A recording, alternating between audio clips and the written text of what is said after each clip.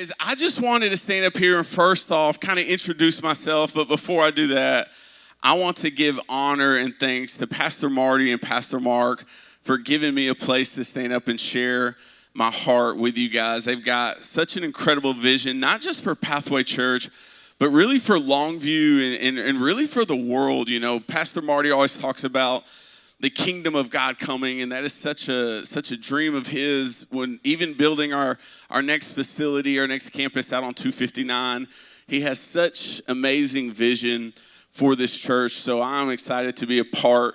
But I'm so thankful that he has given me an opportunity to speak to you guys this morning. But although it is an honor to stand up here, I will say that it's more of an honor that both him and Pastor Mark has allowed me for the last 5 years to speak into the lives of all 5 of their children. And that is a big deal to entrust somebody with their kids' lives. So I'm honored and thankful. And I cry a lot. So my name is JW. I am one of the pastors here on staff. I have a beautiful wife, Kayla, who also get to work with her every day. And then I have I will argue with anybody, the 2 coolest little dudes on the planet, Lyndon and Maverick. Hopefully they're still asleep at their Meemaw's house, but that's her problem this week and not mine. But I am the student pastor here, have been for the last 5 years. You see me probably other places as well. I just wanted to introduce who I am. And I'm going to treat you guys, if that's okay, like I do our students on Wednesday night. Is that okay with y'all this morning?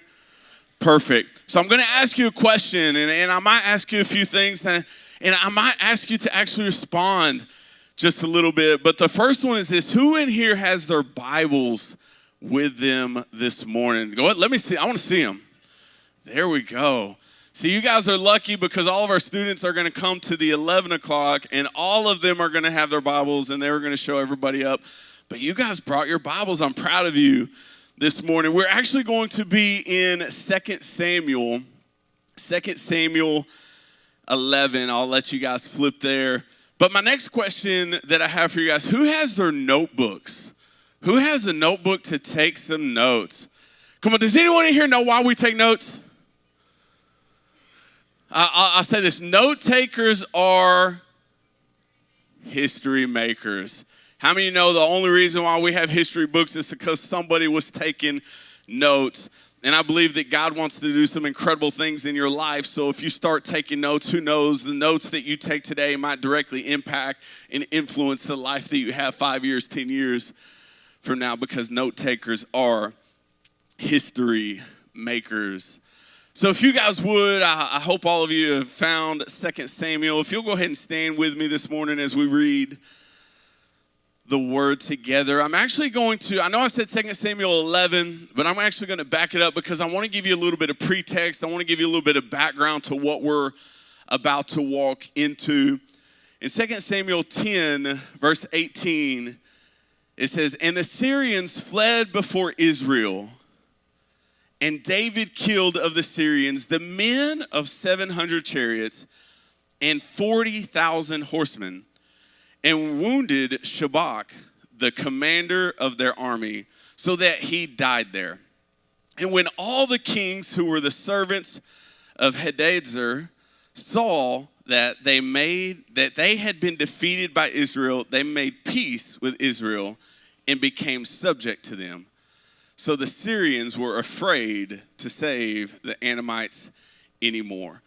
So then I want you to take a journey with me about somewhere 15 to 24 months later. That's where we find ourselves in 2 Samuel 11. You see, David had just had some pretty great defeats. He had done some pretty incredible things, but then we find ourselves in 11, and this is where everything kind of goes downhill from there.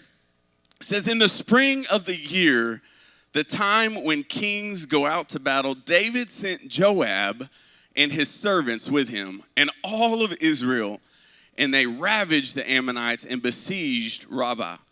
But David remained in Jerusalem." Everybody say remained. It happened late one afternoon when David arose from his couch and was walking on the roof of the king's house that he saw from the roof a woman bathing. And the woman was very beautiful.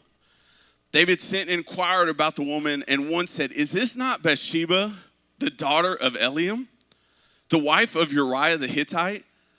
So David sent messengers and took her, and she came to him, and he lay with her. Now she had been purifying herself from her uncleanliness.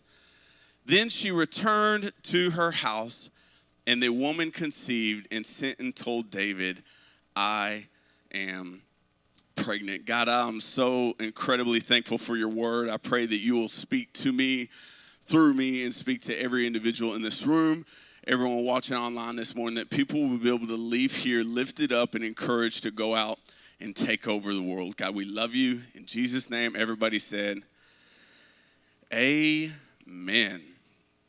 So, the title that I have for you guys this morning is this. It is off season. Everybody say off season.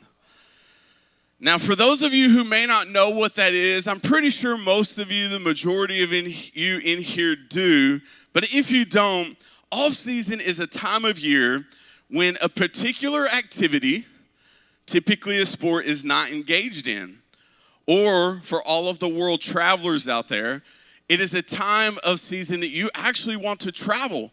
Because if you travel in the off season, the place that you're going to might be a little less crowded. It might be a little less expensive. But basically, it's where you take a break from something that has otherwise been consistent. So for any of you out there that have played sports or have kids that are currently playing sports or maybe played sports 50 years ago, you know that the work that you put in during off season directly impacts the regular season to come. David went into an off season after winning a few battles, but his results were devastating. I got to thinking about it. I am a Kansas City Chiefs fan in the room, and I will say this, I'm not a bandwagon fan. I was born in Kansas City.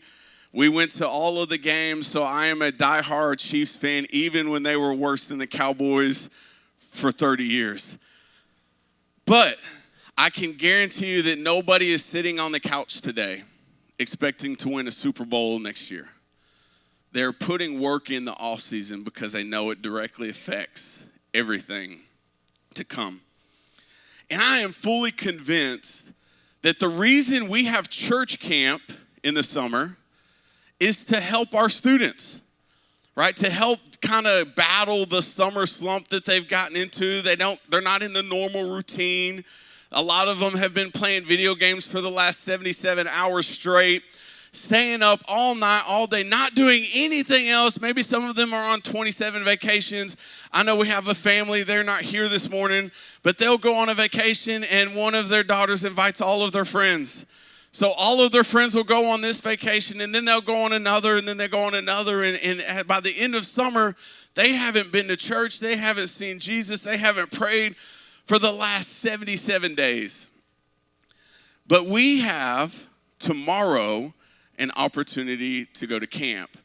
Pastor Kayla, myself, and an amazing serve team are taking 65 students to camp tomorrow, and we will be there all week next week.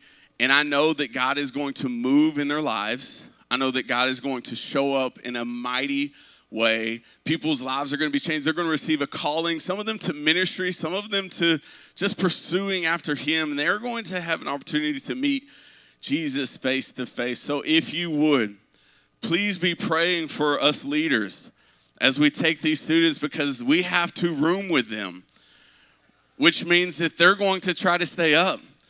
And I apologize for anybody who gets my room because I don't play that game. We go to bed and we take showers. Come on. But what's unfortunate is adults, we don't get to go to church camp. We don't get to go, but we still have to deal with the off season that summer brings. I heard it said this way. It says, responsibilities increase, while help decreases. How many of you know I am thankful for school? I'm thankful that our kids go to school on Fridays because Fridays are our day off and our kids get to go to school, so I get to be off. Because as a parent, you are never off. So all of the things, the responsibilities increase because now we are taking care of our children. We're feeding them breakfast, lunch, and dinner, and all of the snacks in between. And then we have stress of keeping up with the family down the street. They just went on a vacation to Italy and we want to keep up with them, or they just bought a new boat and now we want to buy one too because we can't get left behind. We have to compete. And then some of us, there are baseball tournaments going on every single weekend. In fact, I think the state tournament's going on this weekend. Might have got rained out, but I think they're playing. And as a parent, you are going and going and going and going, and you find yourself in this place of distance. But then we get to the part that really hurts me. It's the kids that will eat all of your food. And y'all know just as well as I do, groceries are not cheap anymore. And sometimes it's not even your children. The other day, we went to the pool. And we packed a whole lunchbox full of food because I wanted our kids to be able to snack on the stuff we brought instead of paying $27 at the concession stand. So I wanted to bring them food, so we packed oranges and yogurts and all these snacks, and the best snack, the goldfish. But only the flavor-blasted goldfish because the other ones just don't meet the cut. But I packed all of this food. And then all of a sudden, other kids came and started eating the goldfish. And then they found the lunchbox that had the oranges. And then they found the yogurts. And by the end of it, I think all of the food are packed. My kids got a few of the goldfish and one yogurt and one orange. And all of that to say, it never made me mad, but I wanted to prove the point that kids are hungry. And summers can be hard. If you're taking notes this morning, I want to point out a few of the pitfalls that David fell into during off-season that I want to help you guys avoid this summer. The first one is this. It is David remained. David remained. In 2 Samuel 11, verse 1, at the end it says, "But David remained at Jerusalem." And I did a little digging here because anytime I'm going to speak on a message, I like to know who wrote it. I like to know when it was written, why it was written. And I looked at it, and I will kind of cover this here in a minute. I looked at it as like, who wrote it? And it says kind of one of those anonymous. They've kind of got it narrowed down to just a few people. It might have been Nathan. It might have been Samuel. It might have been another prophet in the time. But they narrowed it down, but no one was willing to take credit for what they wrote because I think they really wanted to make a point that they did not agree with David's actions, but they also didn't want to be the ones that wrote something bad against David. But some of you might think that maybe it wasn't a bad deal to send off your troops. Like, if you're a king in the room, are you going to put your life on the line to go to battle? Or are you just going to send everybody? Like, I'm thinking, I'm just going to send everybody else. I'm thinking the couch that David was sitting on was pretty comfortable. Like, he was a king after all. It probably had all these, like, furs and everything like that. But the moral of the story is David wasn't where he was supposed to be. And when we look at it, we think, maybe it's not such a bad thing. In other countries, there were times when kings would send off their troops to battle and they would kind of remain, but it wasn't so for the Israel army because they knew that he was not only anointed to be their king in battle, but he was anointed to be their spiritual leader and to guide them through the battles that they would face. But they wanted you to know that he wasn't where he was supposed to be. And when David should have been waging war physically, He actually ends up waging war, the greatest battle ever, spiritually and mentally and emotionally. You see, summer is a prime example. It's a prime time when we try to manage many things all at once, frequently prioritizing all the things that we have to do, and we completely neglect the attention for the one. We prioritize everything that we have going on around us, but we completely neglect actually seeking a relationship with Jesus. And by David remaining, it was him choosing his own selfish desires over his attention to the king. And I need you to know that some of our biggest battles, some of the biggest wars that we will wage will take place in off-season. David became the king over his life in this moment. And I wonder, how often do we make similar choices? Where we become the king over our own life. We become the ruler over our own life. Where we choose to remain.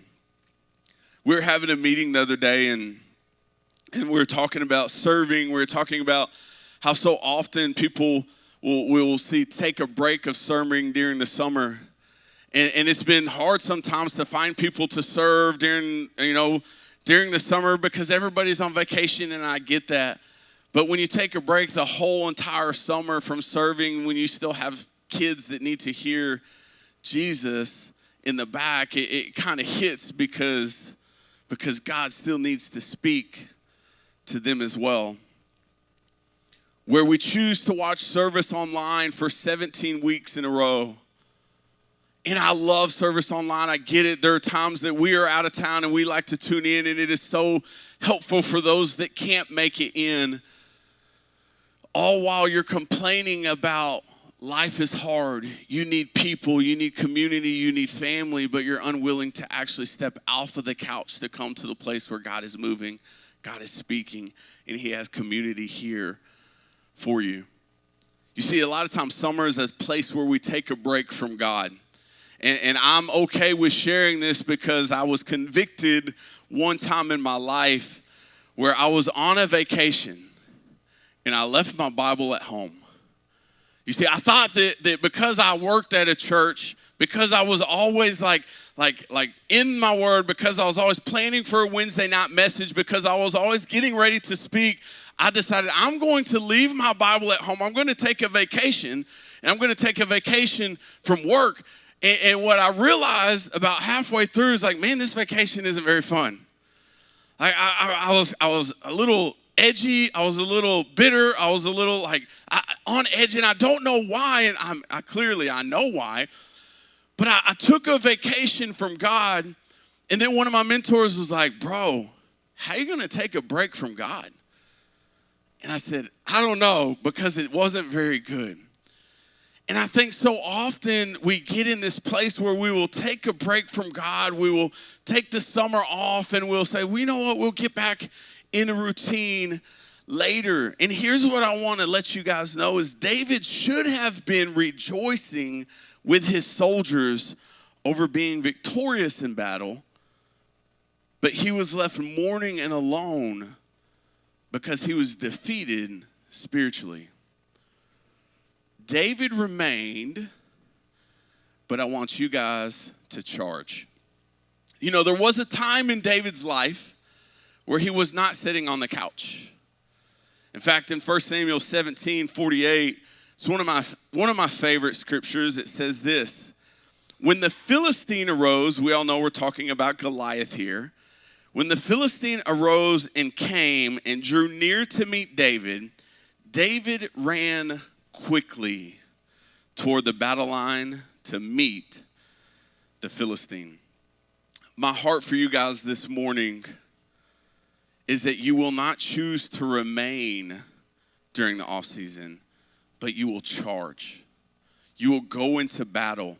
You will go to the front lines and fight. You will be in your word. You will pursue a relationship with Jesus. You will join a serve team even in the summer. You will join a life group even during the summer, so that when fall does come, because everybody knows that fall is coming, everybody knows that it's right around the corner.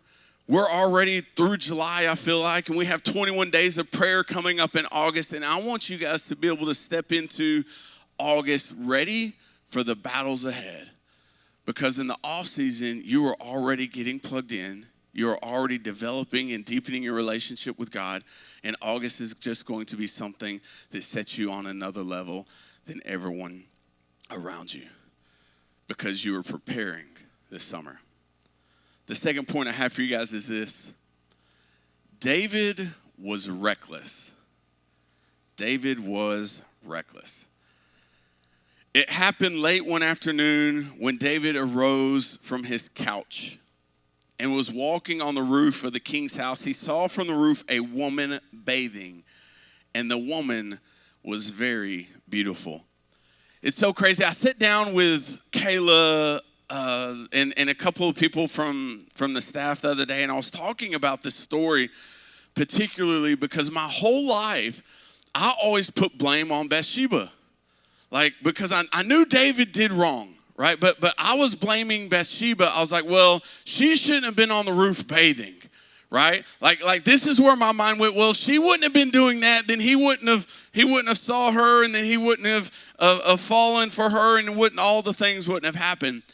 But the further research I did, the further I studied, I realized that she had nothing to do with it.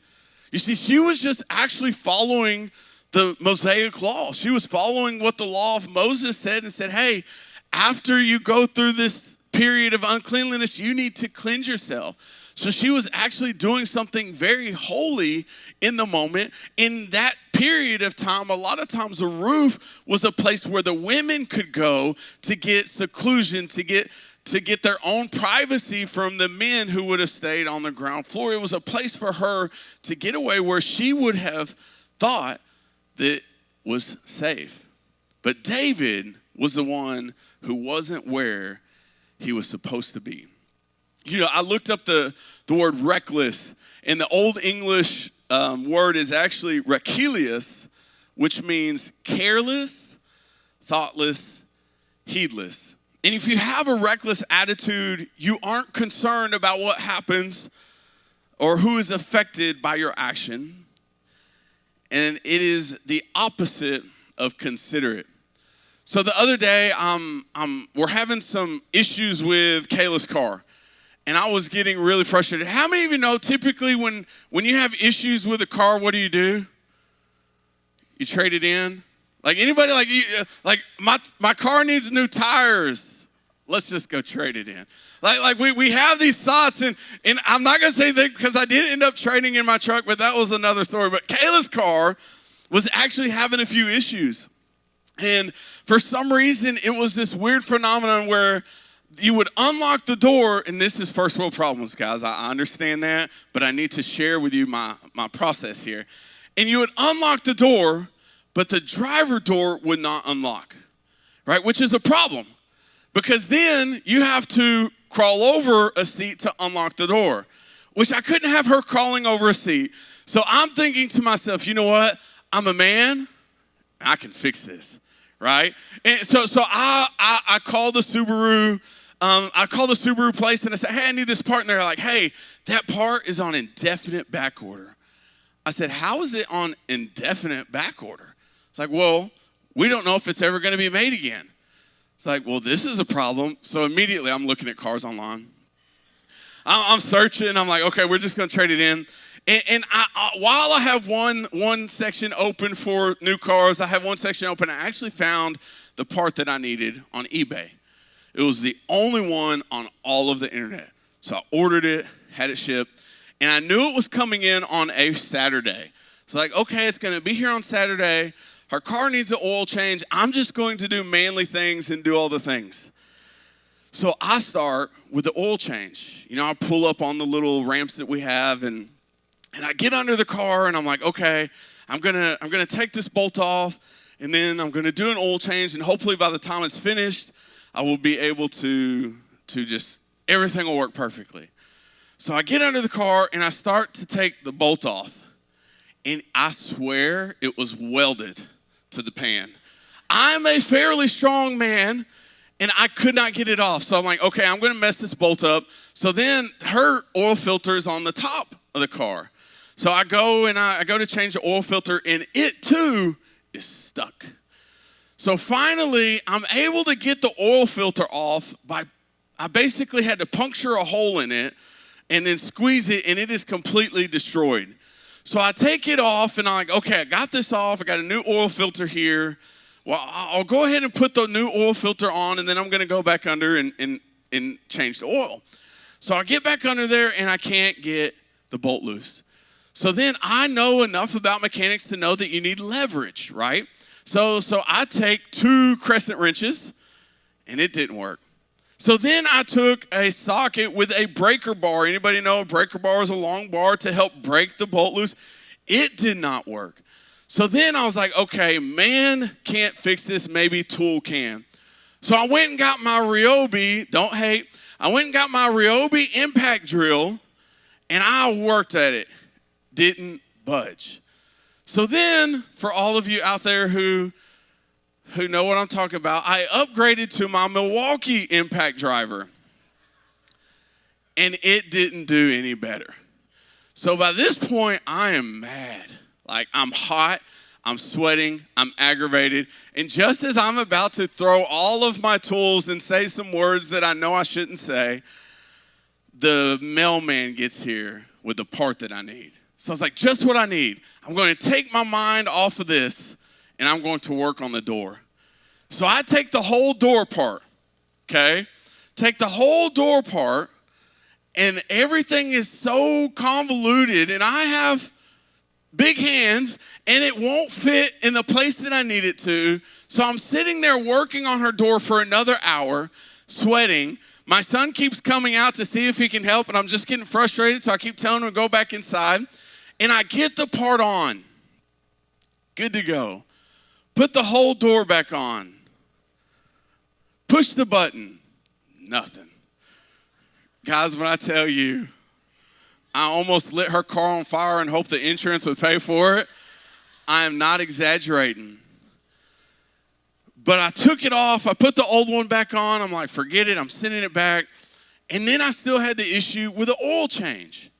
So I said, you know what? I'm just going to take it to the dealership, let them do it. Because if they break the bolt, they're going to replace it, right? That was my thought. But I also just put the new oil filter on. And I didn't want to run the old oil through the new oil filter. And I couldn't put the old oil filter back on. So part of me had a brief moment of, well, I will just not have the oil filter on, and I will drive down to the dealership. Hold on. It was a thought. It was a small thought. And those of you know how cars work, the car needs the oil filter for the oil to actually process and go through to come back in the engine, right? If I would have driven without the oil filter, oil would have spewed everywhere. It would have been all over the motor. It would have been a complete disaster, complete mess. Even if it were just for a few miles, even if it were just right down the road, potentially could have caused the motor to lock up, could have caused me to wreck. Let's just say that it would have been very reckless and it would have been a disaster. Believe me, I did not do that. I did put the new oil filter on, took it. They ended up changing all of it, gave me another new oil filter, changed the oil, got it all taken care of. But it would have been a disaster. You see, David went from a man after God's heart to a man after his own, where he actually, in this one instant, broke commandments 6, 7, 8, 9, and 10. You think you've messed up. Have you ever broken that many commandments at one time? Thank you. You see, David was not where he was supposed to be. Kings were supposed to be off at war, but he actually ended up having his own war that he never was called to. He ended up having to go to battle spiritually. And David had plenty of opportunities to walk away. How many of you know there was the first instance where he saw Bathsheba? He could have been like, oh, she's pretty. let me make a different decision, get out of here. But he continued to stay where he didn't belong. He continued to be where he wasn't supposed to be. And eventually he kept getting a little closer to the edge. He kept getting a little closer to the edge. And maybe I'm trying to like rationalize with David here, because there are times in my life where sometimes I get a little closer to the edge than I think I should go, because I'm like, oh, well, I have enough power inside of me to actually be able to turn around. But sometimes we get so close to the edge that we actually end up falling. And I'm wondering if David, maybe he felt spiritually invincible. I mean, he was anointed the king over all of his brothers. He was anointed as a child. He fought these incredible like feats and fights that were placed in front of him. Maybe he felt invincible. And I wonder if we ever feel invincible sometimes because maybe we did the Bible recap last year, so we think that it's enough to sustain us this year. I wonder if maybe we did good, we went to church, the first 10 Sundays of the year, and then we can take a little break because we are spiritually invincible. David lingered on the roof instead of walking away. He had an opportunity to repent, and he didn't. And it ended up, God was displeased with him. How many of y'all ever been like, Mom, Dad, are you mad at me? And like, no, I'm not mad, I'm disappointed. For me, right? For me, I know some people are a little bit different, and I know Lyndon, my oldest, is the same. Like my youngest, he'll fight. If you're upset with him, you're disappointed with him, he's going to fight you. Like he's like, oh, you're already mad? We're going to go there. I'm just going to make you more mad. But my oldest, that one, like he has such a soft heart. And if you're mad at him or upset with him, it's like, okay, but if you're disappointed and he can see that, he is immediately broken. He is immediately broken. And when I look at this, I understand that God was disappointed. He was displeased with the actions that David had done. He ends up having a very close friend of him rebuke him. How many of y'all need friends in your life that will tell you when you do something wrong? If you don't have those in your life, stop by the connection point right outside. We'll get you plugged in a life group, and they will help you find that. He ends up losing a child, and then the word says that he will actually go in unrest, constantly having battles in his life. So often we find ourselves disconnected from God because we aren't where we're supposed to be. And then things start to fall apart. Things seem to be hitting us from the left, from the right. Upward, it's like Forrest Gump when he's talking about the rain. It was coming from the left, it was coming from above, sometimes it was coming from below. It's like that in life when we have all of those things hitting us from all different directions, and we do one of two things. We will typically turn to a crisis mode where we have to get back to some sort of connection with God. We have to get back to community. We have to get plugged back in. So we will run to the church when we get in these crisis moments, or we do the second thing and we fall away completely. And we'll find ourselves 5 years down the road, haven't seen God, his church, or his people, and we wonder if there is even a way back. You see, David was reckless, but I want you guys to be cautious. The word, his church, life groups, serve team, community are a filter to which our lives should flow through. And driving without it, even for the summer, can cause a whole lot of damage. But with it, it helps everything run correctly in our lives. The third point I have for you guys this morning is this. Maybe you haven't charged. Maybe you have been remaining on the couch. And maybe you've been a little reckless in life. But I want you to have encouragement this morning because the third point is David was redeemed. David was redeemed. There's so many different scriptures that I could use to prove this, but I want to read this one.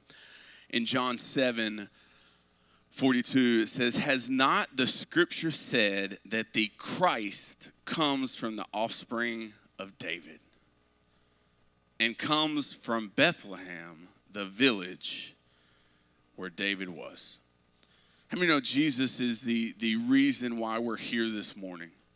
Jesus is the reason why we pursue a life after him, why we come on Sundays, we come on Wednesdays, why we actually dig into his word. Jesus is the reason for it all, and they knew this at the time.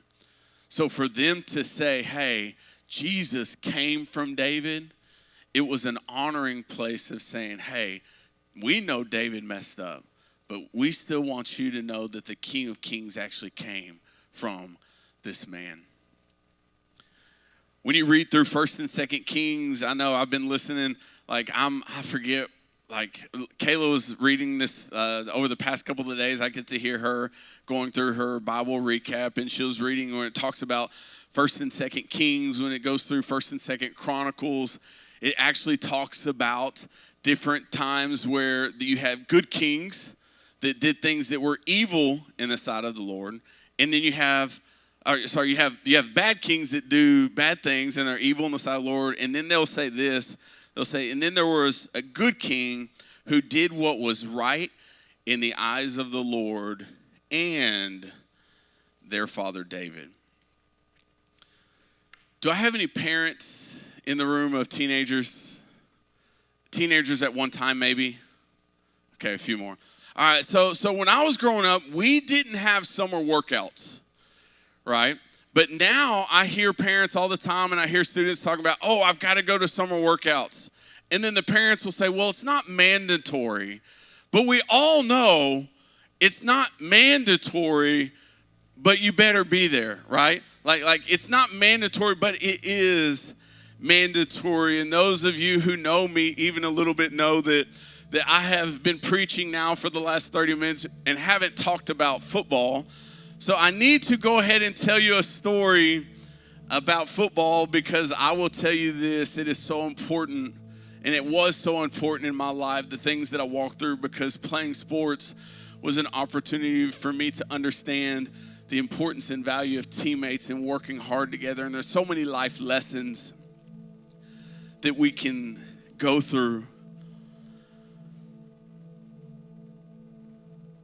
But I remember in 7th grade, I was showing Morgan and Josh and Britt the other day a picture of me in 7th grade.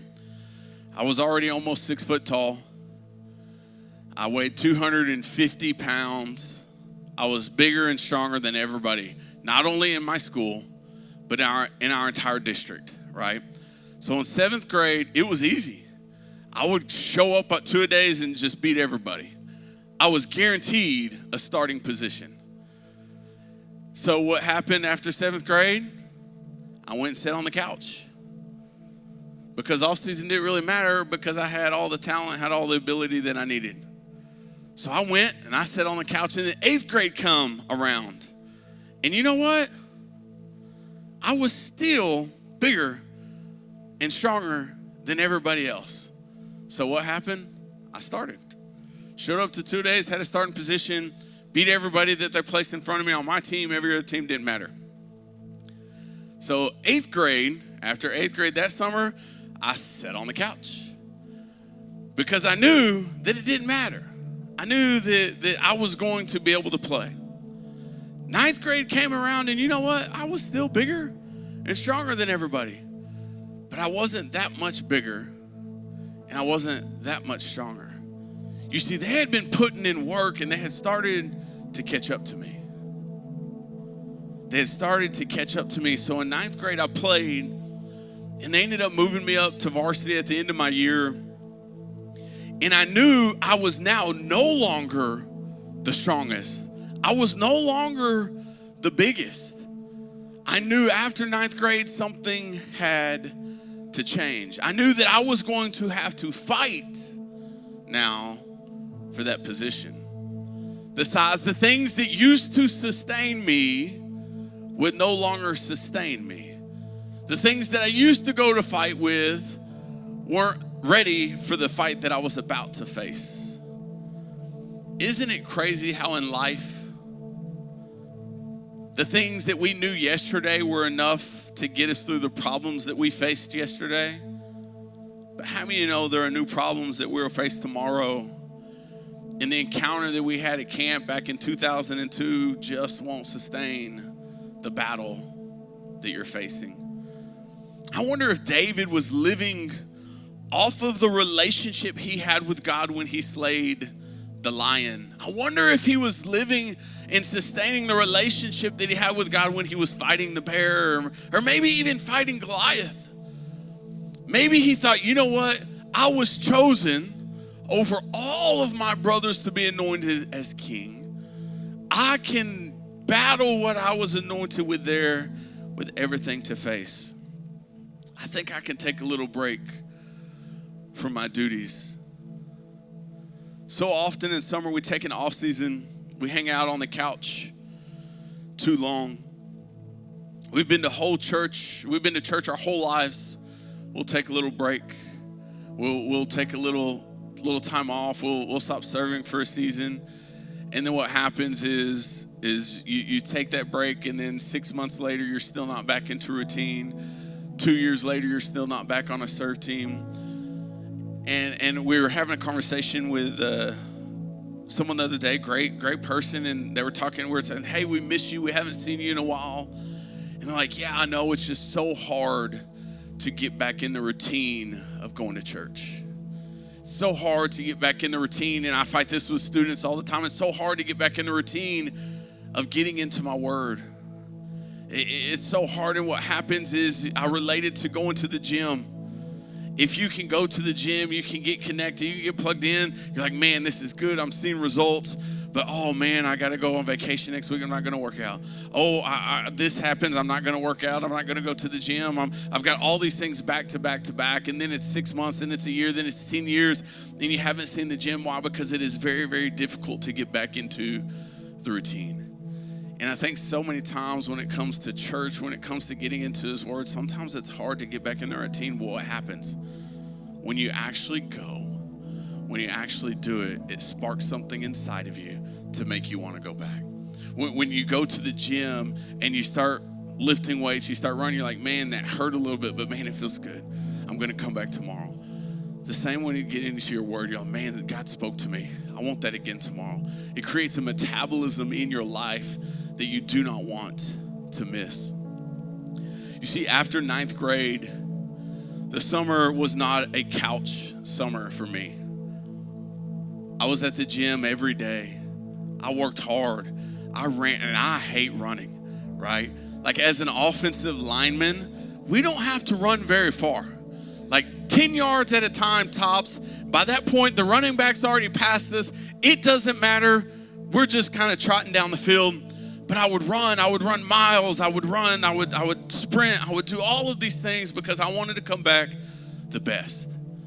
And I worked hard in my off season. And what did it produce? I came back a sophomore and I was again the biggest and the strongest, not only in my grade, but in my school. I was bigger than the seniors, I was stronger than the seniors, I was faster than the seniors, and I won my position as a sophomore because I was willing to put in the work I needed to in the off season for the season that was coming. You see, I put in work. When the regular season come, I was ready to win. When you put in work during the summer, what seems like an off season, when you continue to deepen your relationship with God, continue to develop relationships with people in your group, when you continue to do that even in the off season, when the regular season comes, you are set up for success. You're set up to win. You see, David repented and his relationship with God was restored. David was redeemed, and so are we. When David came out of sin, when he came off the couch, when he came off of sitting in his place of remaining, he returned to his calling as the king and champion, a responsibility that he had left about 9 months earlier. And the Israelites finalized their victory in Rabbah, which had been at a standstill the entire time David remained. Almost a year. My question for you is, what victories might you be missing in your life because you chose to remain. You're in an off season, but I want you to know if God redeemed the life and lineage of David, remember the one that broke commandments 6, 7, 8, 9, and 10? By sending his son Jesus, I promise you that he can redeem your situation this morning. Don't remain, don't be reckless, and accept that you are redeemed. Because off season isn't a time to take off, but it is a time to press in and prepare for the season to come. If you guys would stand to your feet with me this morning. Hey, Pastor Marty here from Pathway Church, and I just want to say thank you for joining us, and I want to encourage you to get connected and stay connected. And there's several ways you can do that. Number one, you can download the Pathway app, and we are all the time offering resources and information on that app for you. You can also subscribe to our YouTube channel, and if you do, make sure you click the bell so that you never miss any life-giving and life-changing content as we add it to the channel. And then also, make sure you follow us on social media, on Instagram, on Facebook. Look, our hope and heart for you is that you walk in the purpose for which God made and created and redeemed you for. We love to connect people to purpose. We thank you for giving us this opportunity. And if you're ever in Longview or you are in Longview, I'd love to invite you to join us in person each weekend. Listen, I pray God's best for your life. I believe if you follow Jesus, your best is ahead.